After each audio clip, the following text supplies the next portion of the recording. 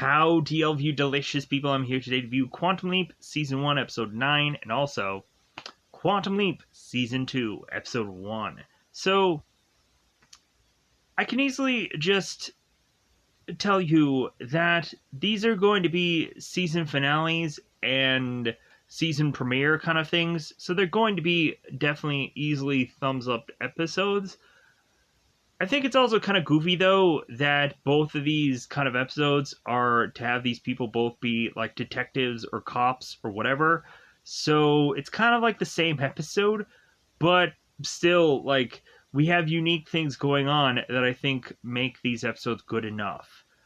So, the only problem that I think I have with one of these episodes is that, in obviously Season 1, Episode 9, at the tail end of that episode, we come to have Sam, who leaps into this executive that I guess is to be a woman, and she's in this tub, or Sam's in this tub, and they end up going on to, like, quickly conclude that story. But then, when we go into Season 2, Episode 1, they don't continue where we left off. They just all of a sudden just drop us into now, like, well, like, Al is going on and talking to these senators, and so Al is going to have to, like, talk to Sam about technically what's going on, and that Al is trying to coerce Sam into trying to do a bigger scale event than what really Ziggy is telling Al, because of course they need funding for their project. So with that said, we go into these episodes, and so what are these episodes about? So, come to find out from the last time we had left the other prior things, we had Sam in Season 1, Episode 9, kind of standing over a body, and he's like, oh boy. So, come to find out, Sam is to leap into Nick, and Sam finds out that his partner, who is Phil, is dead. And Nick isn't obviously to be the one who had done it, and so now Nick has to go around and try to figure out who could have possibly done it. And bizarrely, we have this kind of random idea that it's like, well, hey, maybe it's this dropper guy named Clapper. And so it doesn't really feel like there is much of an investigation being done. It's just like, well, maybe that's it. And so it gets to, by the end of the episode, where it gets, like, revealed who the bad guy really is. And so it ends up kind of being this kind of, like, random character that's kind of, like, that had you forget about him, and then they, like, brought him back. It's like, oh yeah, that's that guy. Sure, alright. So, but then we, of course, go on and have Sam, who is to also be with Allison in this episode. And come to find, Allison was to now be widowed because she was Phil's wife. And coincidentally, we of course have Allison, who loved Nick's character, and probably the reason why even Allison was to be with Phil was all because it was convenient. And so with that said, so we then go on to Season 2, Episode 1, where again, Al is dealing with funding, so he's talked to the U.S. Senate, they are to go on and find out everything about this time traveling project. Man, you would think with something that should be like very like confidential, like time travel, we just have everybody and their brother finding out about this time travel project. Man, like, isn't that weird? So we have, of course, in season 2, episode 1, Nick is to be Tom McBride, and he is to be on his honeymoon on this train. Come to find out, the woman that he is with is studying for her bar exam so that way she can become a lawyer. And so Sam, of course, has some issues within this episode beyond him dealing with Al. Sam is to possibly go on and need to seduce Diane, and Sam is like, well, I don't know if I can go on and like get into the act with this woman because like I'm not her husband technically. And Al's like, well, yeah, but you're in the guy's body, so that makes you that guy. And Sam is like, well, yeah, but still, this is, but so yeah, so, and plus also Sam like isn't in love with this woman yet. Like it's just some random person that he doesn't really know. But the whole thing of it is, Diane looks freaking amazing. So, Sam probably, if he can't go on and like find out things about her and really like take the time, really like get to know this person and then fall in love, because that should be the way of how you do things for a lot of people. But excuse me. But so Sam is needing to forcibly like need to get to know this woman quickly because they of course are going on their honeymoon. So Sam is taking time getting to know Diane, and come to find out Diane is to have a prior lover named Raget. And so this guy, of course, is to be a past German or is to be a German guy who it seems Diane no longer was like. It feels like she was being imprisoned by Raget, and so that's why she was to immediately want to be more in love with Tom McBride. Because this guy was to be an unsavory man. Come to find out, Raget is to make his way back onto this train to get back to Diane. And so all of this is going on. On top of that, we have Al, who is desperately telling Tom that Diane needs to go on and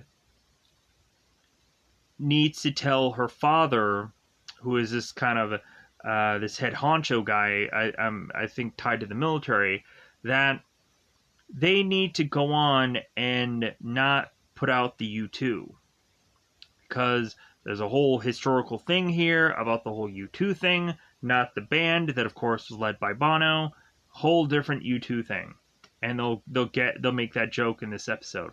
So with that said, I think it's about that time to just double fire this bad boy up so we can go on into spoilers.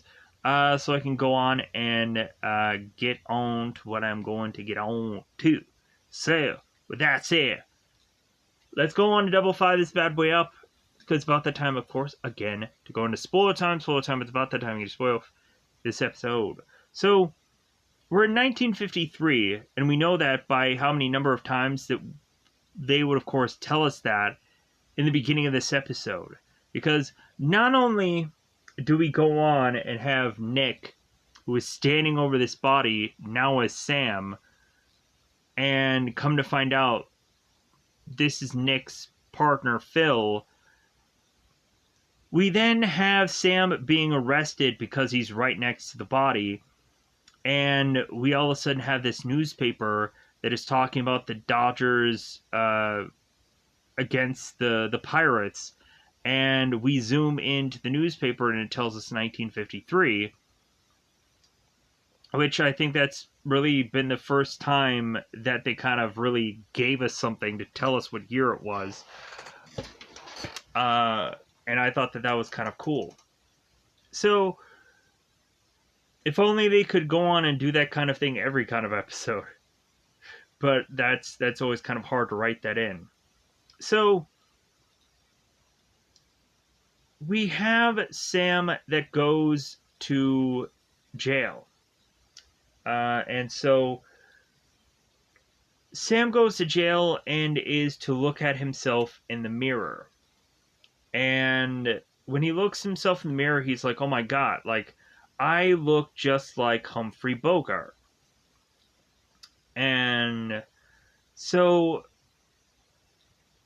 we have like a lot of references in this episode to like a Casablanca or all these kind of old detective-y kind of films and whatever.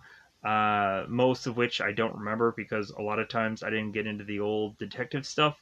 I would much more get into like westerns, or I would much more watch like kind of like comedy like stuff that was in black and white or Technicolor, as they like to have called it at some point. Like I would watch a lot of like the comedy stuff, like the one movie from the guy that was in White Christmas. He, of course, was to and White Christmas is also its own kind of Technicolor whatever thing. But anyways, the one guy from White Christmas who's not Bing Crosby, the other guy was in some movie where he was to have a twin named Buster, and Buster, where are you, Buster? And then they would switch, because bizarrely, the guy's twin is dead, and then he kind of goes inside of him and controls him. Anyways, I don't know why I'm talking about this movie, because it doesn't really matter. It's not somehow connected to this episode, but anyways. So, moving on. It was a random thing that I just stated. It was a random tether. Anyways, going back into the film, or episode, I mean. So Sam goes on to realize that something about this story seems very familiar. And so Sam ends up telling Al that he's going to get out of this prison cell because they're going to come to him soon and tell him that the gun doesn't match the bullet, and like Sam is going to be able to go, is going to be free to go. So Sam is like, well, wait a minute, how did I know that was going to happen? And so Sam goes on to walk off to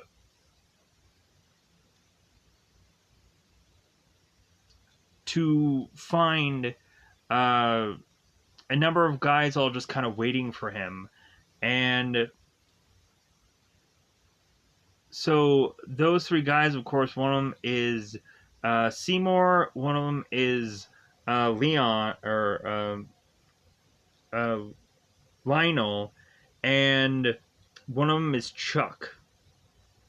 So they're all going on and talking about like, hey, like Phil, what a bad break, right? And some are going on and like asking like, well, who do you think killed him? Like, could it be a dropper named Clapper? And so Sam was like, I don't know. Like, there's not any suspects yet. So like we have Seymour, who's bizarrely having all these suspicions, and so we have Lionel, who's like, well, hopefully, like there isn't going to be any shooting going on in here. Like I can't deal with any kind of shooting going on. And Sam's just like, there's not going to be any shooting going on. Like, don't worry about it. So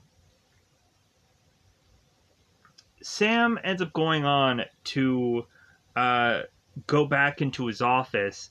And so I think Seymour, who seems to really end up being Sam's best friend, kind of like is to continue to talk to Sam and kind of talk things out. And Sam goes back into his office, and so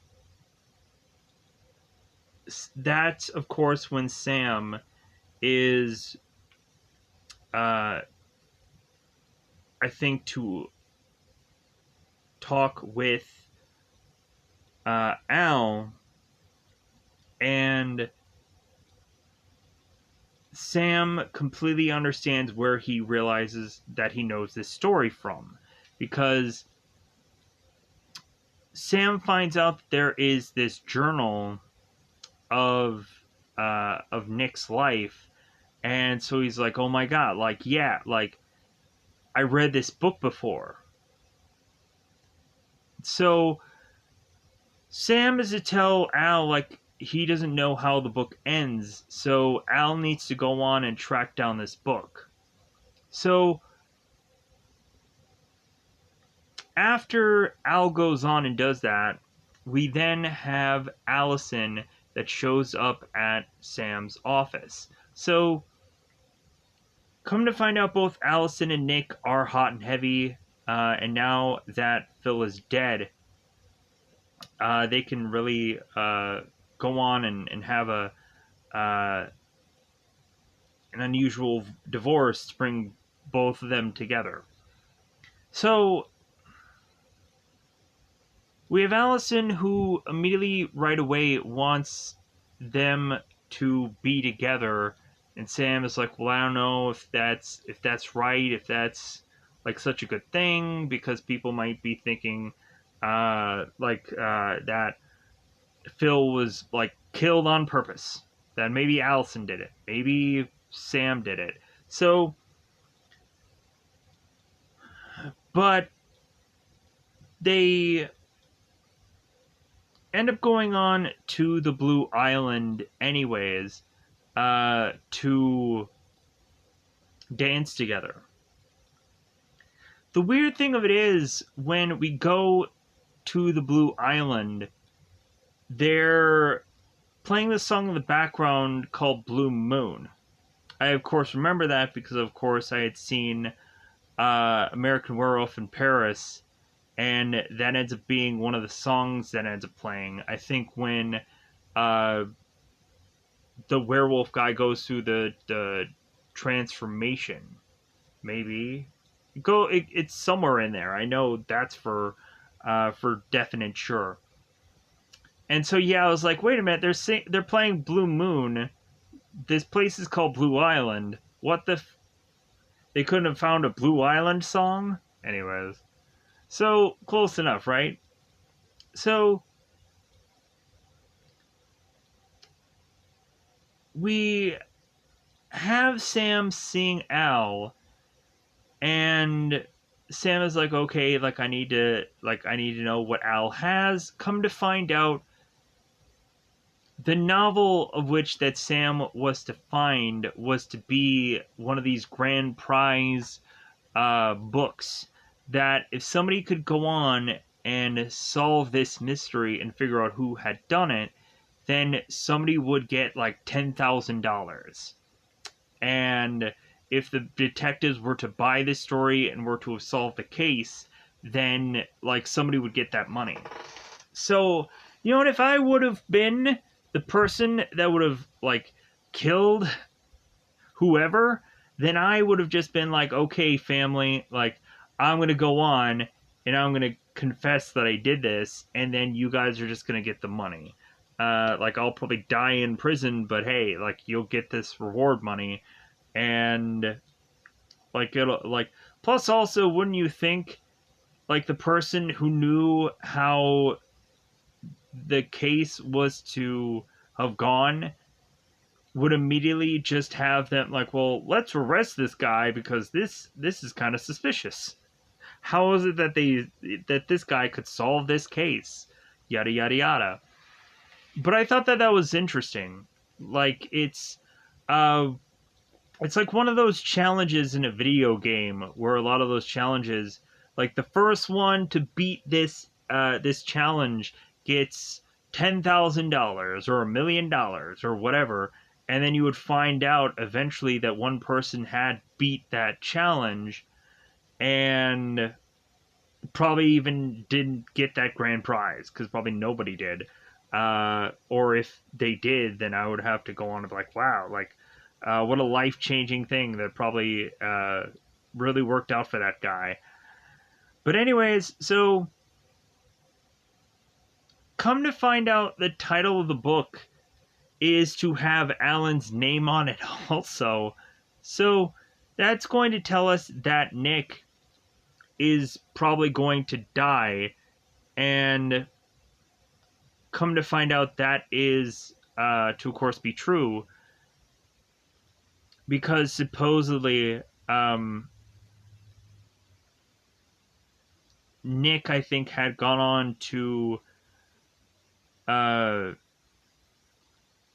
be killed or shot, and so yeah. So, anyways, so after the Blue Island, we go on to have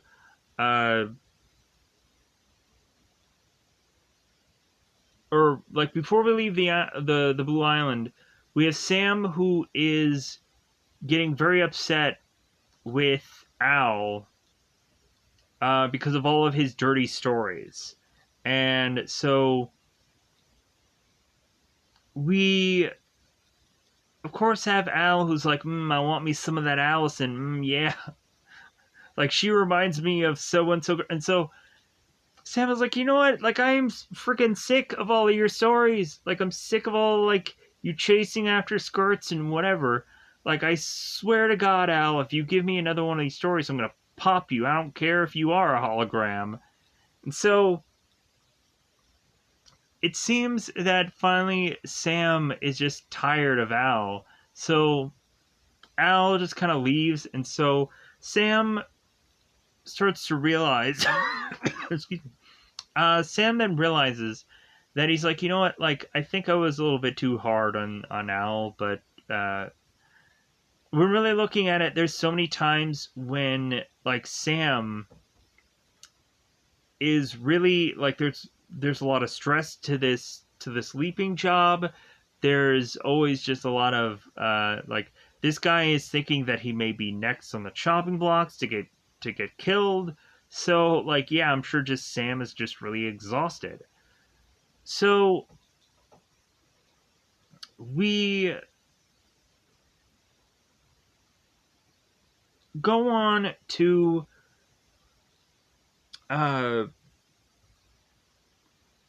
also have Al, before he leaves Sam, is to tell him to not go to LaGuardia, because that's, of course, where Sam wants to die. So, hey, whatever you do tonight, don't go there. So, come to find out, we have Sam that gets back with Allison and Seymour and goes into this cab. And when Seymour is trying to, like, figure out who the murderer is, or who could this, that, and whatever, what have you, we finally just have Sam, who ends up calling Seymour a nerd or a number of other things. And because Sam, of course, isn't getting the vernacular of the time. And so at some point, we have Sam that goes on to need to understand the lingo, and at some point he gets and understands it. But so Sam goes on to just belittle Seymour, and so by the time that both Seymour and Sam leave, Sam is like, you know what, Seymour? It's like, I've already been like bad to one friend lately. Like I can't go on and be bad to another. So Sam is to go on and just be like, you know what? Like I think what you are saying is probably right, and like I'm gonna have you come with me to solve this case. So, oh, we also have the killer that ends up trying to assassinate Nick also, because Nick was to be walking to get a cab and someone was shooting at him. And so by the time that Nick tries to run off, he finds Allison and he starts kissing her while his face is kind of cut into because he ended up getting like a kind of graze in the face almost. So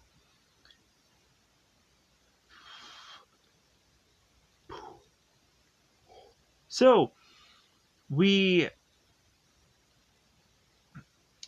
go on to have Sam that is having him and Seymour both go to LaGuardia. And so when Al is in his car talking to Sam, it's like, well, hey, where are you guys going? And Sam was like, oh, we're going to LaGuardia. And Al's like, why? So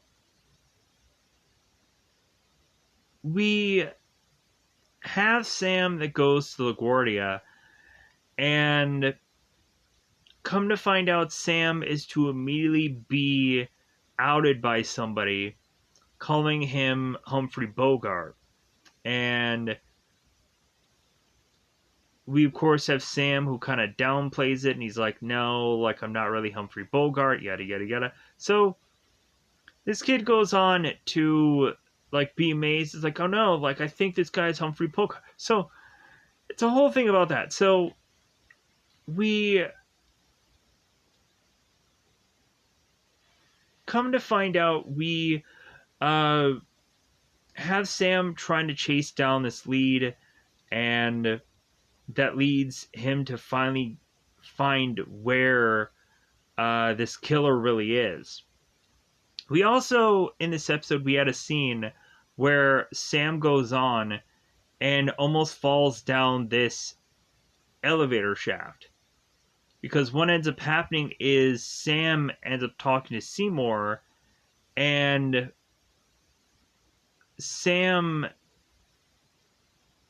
ends up going into the elevator shaft thinking that there's an elevator there, and when the door opens, Sam just immediately just starts walking through, and he all of a sudden realizes that there's no real elevator there. So Sam is to almost fall to his death, but luckily Sam grabs onto the pieces of this elevator and gets back onto uh,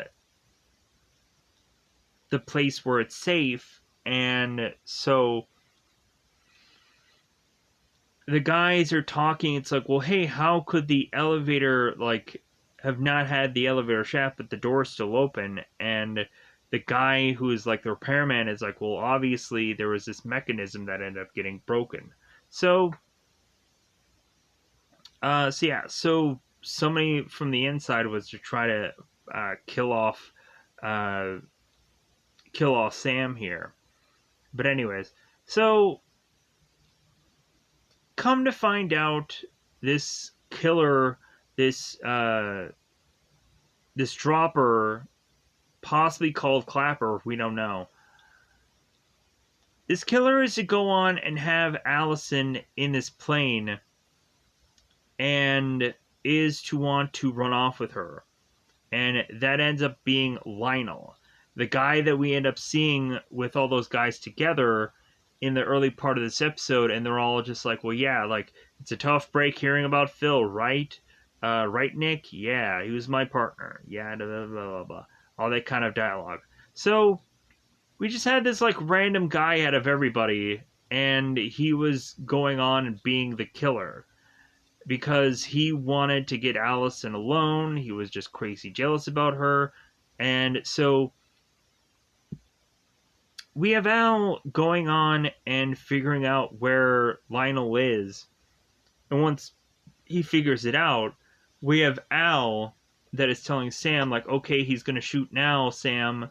Like, oh wait, now he's out of bullets. Sam, why aren't you here yet? Come on, like I told you exactly where he is. Like, just follow my voice. And so Sam goes on and pulls a gun on Lionel and solves this case. So they go on to arrest Lionel, and now Allison is talking uh with Sam. It's like, well, I don't know how. Like, I had this effect on Lionel to just make him want to just run off with me. And so Nick is like, well, I can see for myself how like you could have that effect on people. So we go on to, of course, have Sam that is going to run away with Allison to go onto this plane, and because Allison is to find these 2 tickets, and she's like, you know what, I just want to get out of here. Let's just kind of leave because we have these tickets anyways. So we have Al that is telling Sam, it's like, hey, do not go and run away with this girl. Like, that's not what you should be doing. And we, of course, have Sam who goes on and references, like, Casablanca, where it's like, well, hey, maybe not today, maybe tomorrow.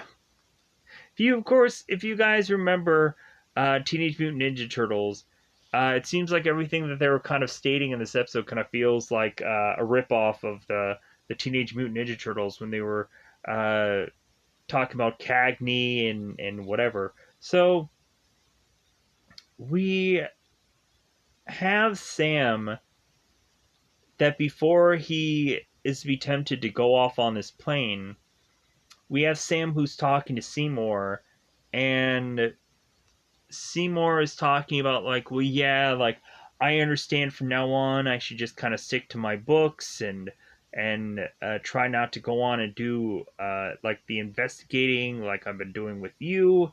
And so Nick is like, well, no, like, maybe you'll go on and write these stories. And Seymour was like, wow, that's actually a really great idea. Like, I'll be a writer. And Sam is like, yeah, like, I think that's what, like, I see you doing in the future. So, because Sam realizes that Nick already has, like, a good portion of this story already written out anyways from this journal.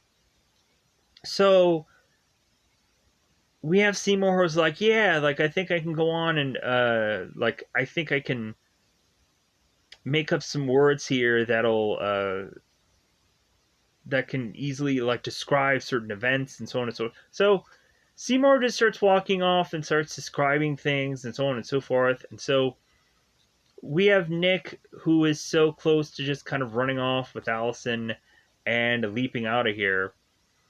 So the next leap we end up seeing supposedly is Sam being this person in this tub who is this very young executive, and they end up going nowhere with that. I don't even know, like, who Sam was supposed to be leaped into in that little scene, because they don't do any follow through with the following episode. So if there was a name somewhere, if they do state that somehow somewhere, let me know in the comments below. I would also like to know why they didn't do that story. Maybe they just forgot about it, or maybe they just decided it's like, well, no, like, let's just try to figure out that there's been some time that passed, because they just didn't want to continue that story where they were going with by the end of season 1. So with that said, let's go on into season 2, episode 1, with images. With images. So, anyways, so I'm sorry for coughing. I'm still recovering from a cold or whatever. So, I've actually been pretty good about not coughing. So I'm sorry that probably now, like, I am coughing. So my bad. Anyways, we go into this episode. So in the very beginning of this episode, we of course have Al that is talking to the U.S. Senate, and they are talking about things from what was put right has put wrong, and or put wrong is to put right and whichever. And so, like, talking about the intro really of this, really of the show. So we have the U.S. Senate that is to state that that Al and Sam was to have God control this whole experiment, and that Al cannot go on and like be able to have big, huge, like world-changing events because a machine would go on who is Ziggy and tell them like what is to be like the best probability of them going on and being able to have Sam leap into being the next person.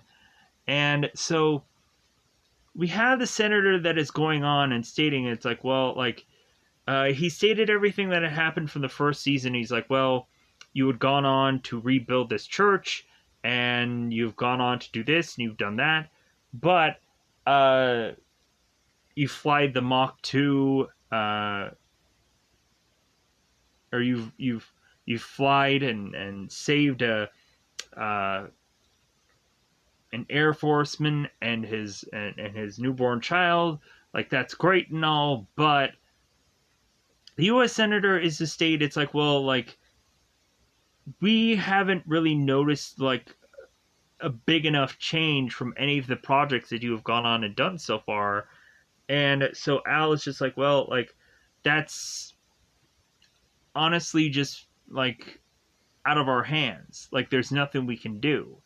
So the U.S. Senator is to state it's like, well, you need to figure out how you can go on and make a bigger impact on these time travel leaps, or I don't think I can go on and continue to fund your project. So Al is to go on and talk to Sam, who is currently getting a cat out of a tree, who is Ginger. The cat is named Ginger. And so this, of course, is 1957, and Sam is to be some fire department guy. So Al's going on to talk to Sam to say it's like, well, hey, since this is 1957, maybe we should go on and try to kind of snuff out like Fidel Castro or something like that before he becomes like a real threat. And Sam is like, Al, what are you talking about? It's like, I'm just here to get a cat out of a tree and I'm gonna leap. Like, what? What are you trying to goofily have me do? And so Al is just like, well, yeah, like we're gonna really need to like beef up what we're doing here. So Sam is just like, no, like evidently like a higher power is telling us what we need to do with these leaps, and so like you're just gonna mess with that. So Sam is climbing up this tree, and he ends up falling to the ground, but the cat ends up flying into this woman's hands. So Sam ends up leaping.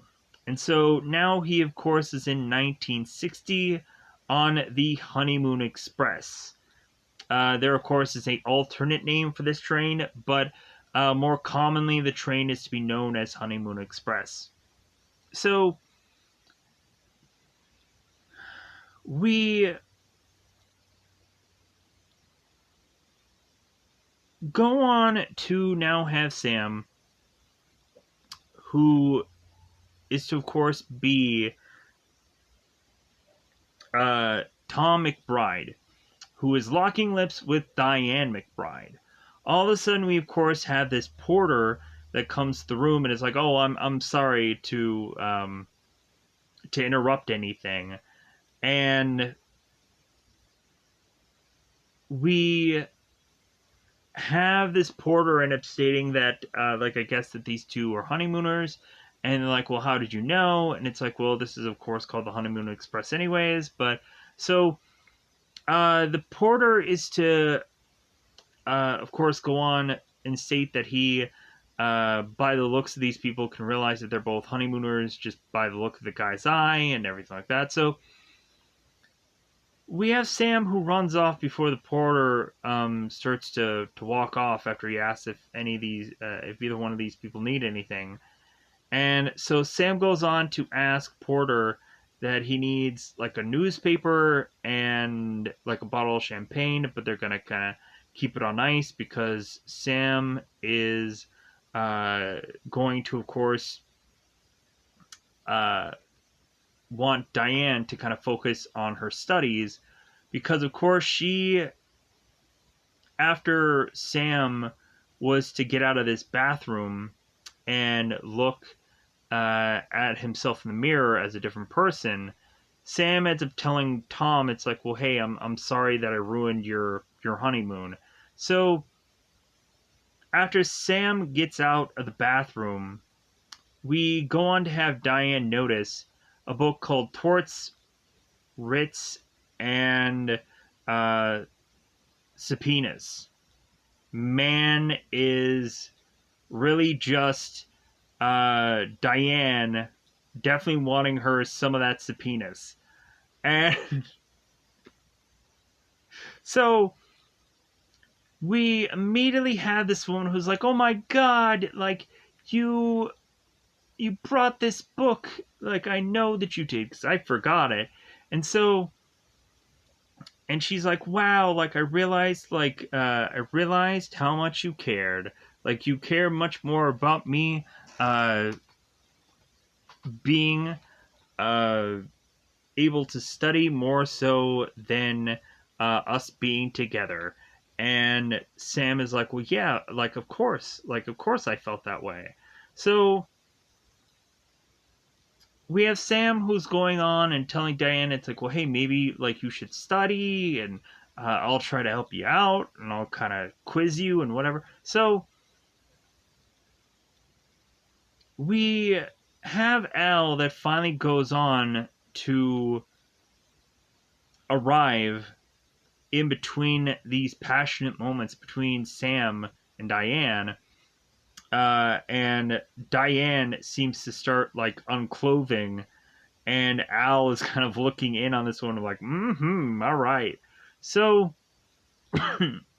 Sam pulls Al aside and is now like, well, hey, what am I doing here? And so Al ends up stating that the reason why Sam is really there is because Diane has her father that has some kind of military connection, and they want to call off the Russians shooting down U2. And Sam is like, the band? The band with Bono? And Al's like, no, like, this is like the U2 like missile or whichever. So we have Sam who's going on like, is this really what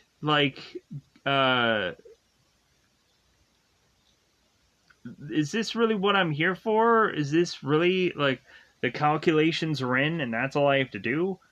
And Al is just like, yeah. So we have Al that's like, okay, well, like, I don't trust what you're telling me. I want you to kind of look in your hand link and tell me, because I'm trying to think of the frickin' name. Not Gushy, but the other one. Tell me what the AI is telling you that I need to do for the sleep. And so the AI goes on and tells Al that's like, well, the probability of you leaping is that you need to go on and have the lawyer pass her bar exam. And so Al is like, okay, I'll do that then. F what you just told me. So we have Al going on and spending more and more time with Diane and trying to get her to study and so on and so forth. But Finally, when they've exhausted studying, we have Diane who just wants to hop on to Sam. But all of a sudden, we have Diane who notices somebody outside walking up to the train. And so Diane is to notice that this is a past lover. So, come to find out, this lover is none other than Ragert, who I guess was a German man. And so, when Tom goes on to try and find this guy, he then goes back to the room of which that Diane was supposedly in, and when Sam is to go on, and no, wait, let me correct this. So, when Sam goes on to go back into the room, come to find out, Diane is getting grabbed by Ragert, and so Sam chases after them. And so this leads to have Sam pulling a gun on Ragert, and Ragert is mentioning this story about this dream that he had about a guy that was protecting Diane, but the other guy actually had in his eyes the will to kill somebody, where Tom doesn't. So Ragert ends up walking off with his blade in hand and leaves, but he's going to come back. So Sam goes off with Diane, and Diane is telling Sam about Ragert, and that she used to be treated poorly by this man, and that she wanted nothing to do with him. She wanted to try to go on and find anybody else. And so, like, immediately when Diane met Tom, like, she fell madly in love with him because he's a good guy and he's a good person. He's nothing like the prior love that she had. So Sam's like, all right, okay, all right, I buy this story. So we continue to have Sam just go on and be with Diane. They end up going to this one like diner part of the train, and they're kind of sharing champagne together. And we have at one point where Sam is kind of reading the bubbles of Diane's glass, and is telling her like what her future will hold. That she'll go on and she'll be this lawyer, and because she's going to pass her bar, and that'll lead her to become a senator, and all these kind of things. So Diane's like, I don't know if that's all going to really be true. But so we have Al that goes on and states, is like, well, yeah, like it should be true, but that's not what really happens. So now we also have had Al, who is going to the U.S. Senate, and they're wanting to rule that they're going to cut funding on the Quantum Leap project. And Al is like, wait a minute, like, I just told Sam about the whole UN thing, or the US, or the U2 thing, and that could be a massive history-changing event. And so we need to give Sam time to change that event, so you guys can see the impact of which that Sam is making on the world. So the U.S. senator is like, you know what? Like I'll let this slide. I'll go on and let this do this. And Al is also talking about Diane McBride, and the U.S. senator is telling Al, it's like, well, yeah, I might have connections with Diane McBride, but like that's not going to go on and change my ruling. So anyways, so we go on to have both Tom and Diane, and they end up going back to their room, and we again have there being a possibility that Regurt is still going to show up, and so I think this might be where I think before we had Sam who ends up leaving, and when he comes back, he sees Diane getting dragged out of her room from Regurt, I think is the original thing. And then I think in this one, this is where Diane sees Regurt from the reflection of the window, or ends up seeing. So Sam ends up going to the conductor, and Al is telling Sam, like, well, hey, like, yeah, if you go on and you tell the conductor, and then you just hide in your room for the rest of the night, Regurt will get arrested, and you should be able to leap out of here. But Al is still telling Sam, it's like, well, did you tell Diane about the whole the whole U2 thing? And Sam is like, why are you pressing that so hard?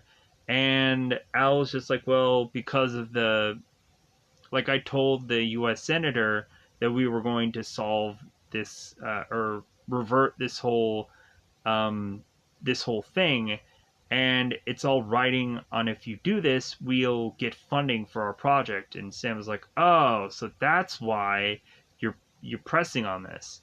And so Sam, of course, doesn't really care about that because, like, he doesn't even know if anybody really cares about him.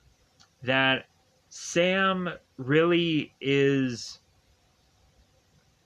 like, very disconnected from the future, or whatever is to be, like, Sam and Al's real current day. So the only thing that really connects him to current day is Al, and that's it. Because Sam is living in the past. So Sam is just like, well, maybe I'll go on and I'll maybe mention it. So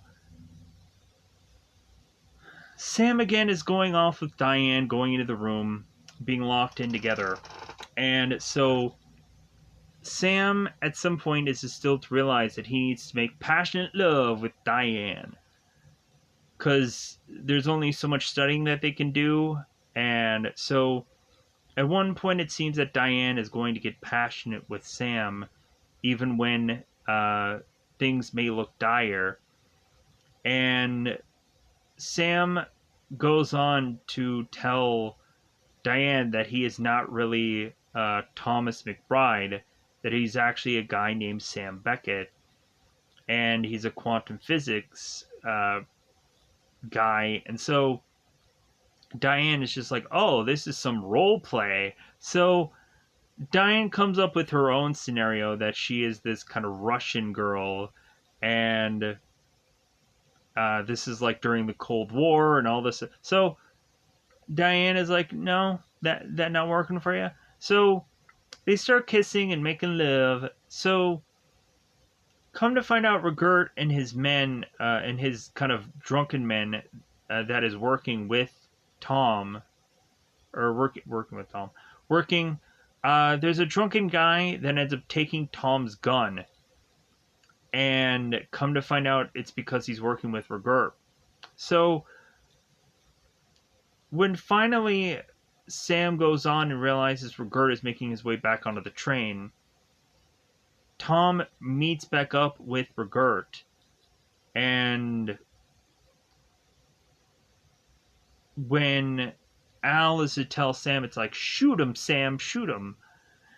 Sam is to take his gun out and realize that it's not there.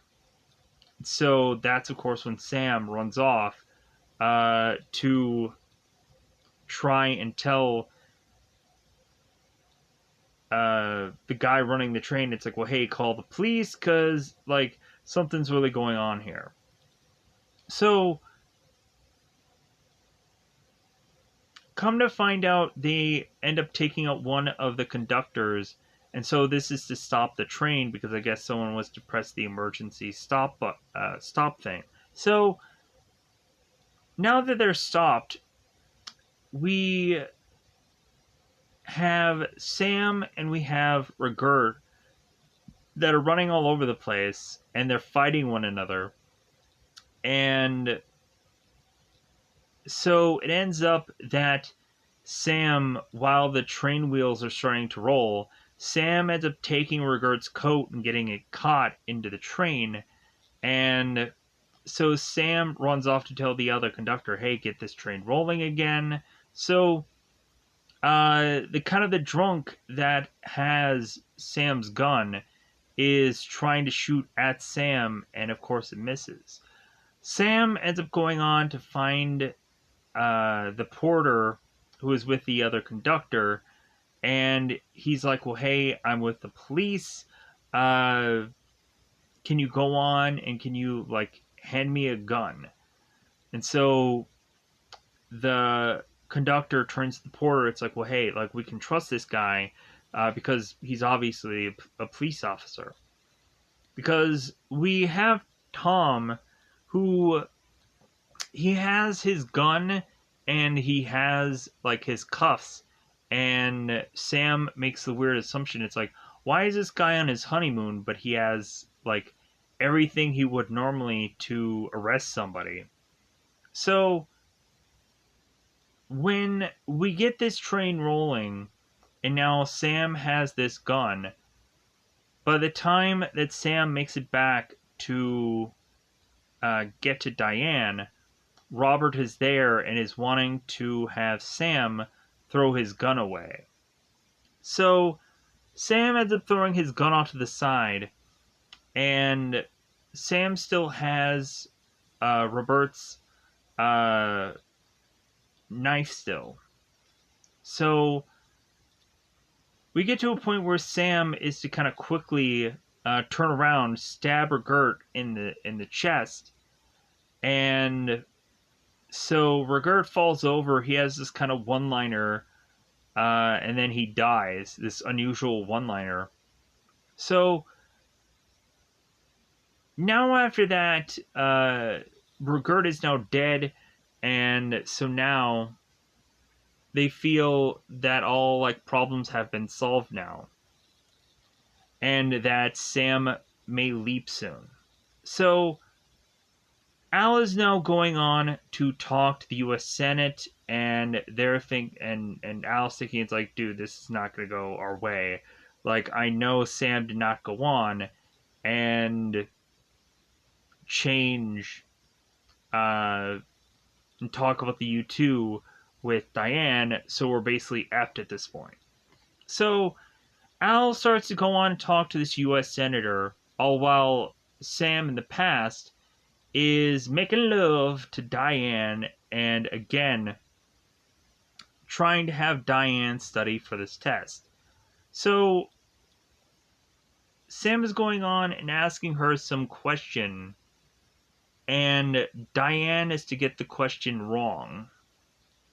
And so Sam is to state, no, like, you worded that wrongly. It's actually like private legislation or something like that. And so Diane is like, wait a minute. Like, wow, like, that one question would have led me to get a number of other questions also wrong. And Diane's like, oh my god, like, that could have massively affected my test. So now all of a sudden in current day, when the U.S. Senator is wanting to tell Al, it's like, yeah, I don't think you guys are going to get funding, all of a sudden